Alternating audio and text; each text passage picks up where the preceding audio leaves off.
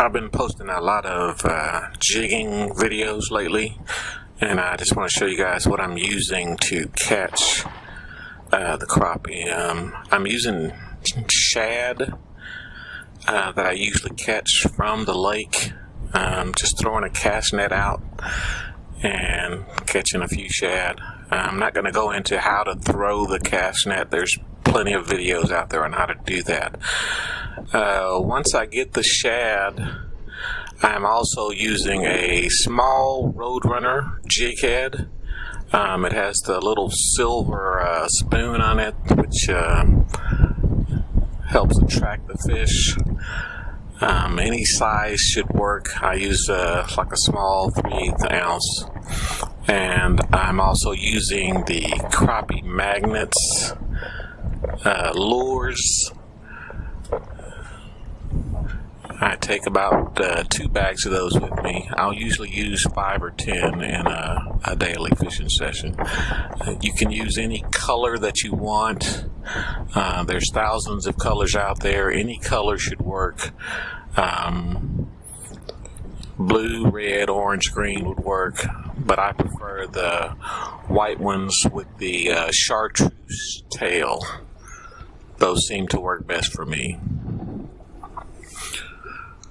Now, when you're out on the lake fishing, you want to look for trees and stumps. Some of the best stumps, I've put the little arrows here, are when you get 2 that are close together. Fish usually sit right around those. And when you get ones that are kind of leaning to the side, they seem to like those as well. And I'll jig around all 4 sides of each one of those stumps and in between the 2 that are together. Now when you're paddling up to like this situation, you got a bunch of stumps. You got little ones in the front. You got the double stump with one that's leaning. Well, it's not a stump, but it's a tree. And then you got little stumps out to the sides. I would drop my jig in each one of those locations for about 10 seconds each drop. If you don't get a drop, bite in about 10 seconds, I'd probably go on to the next one. Here's another one where you've got 2 trees and one's leaning. That's usually a good spot. Cluster of trees in the back on the left. Far left, you've got a single stick that's there by itself. I would usually jig that as well. On the right side, you just got some smaller stumps and some smaller trees that are sticking up. I would jig each one of those, again, for 10 seconds on each side. Sometimes you won't have a tree, you'll have a stump that's barely sticking up out of the water. And I would jig each one of these little spots here. And also in the center of the screen, there's a pointer to just the empty space. I would drop down right in the center of all of those to see if there's anything sitting there. I actually caught a nice crappie sitting right in the middle of all of those.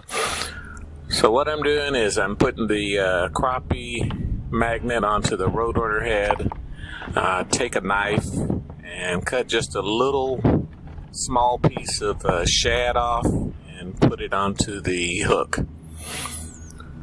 Once I get that on, I'm just going up to one of those stumps or trees and I'm slowly dropping down the jig.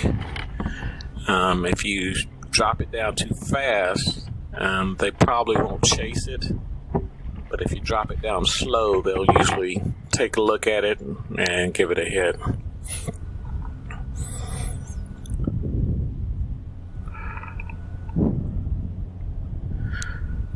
Now, just because you're out fishing for crappie doesn't always mean you're going to catch crappie. On certain occasions, when I fish those trees that are right next to each other where you have 2, I found a lot of bass sitting right in front of those types of trees. And so you want to make sure you have either a strong line on there, or if you're using light line, you want to use your drag.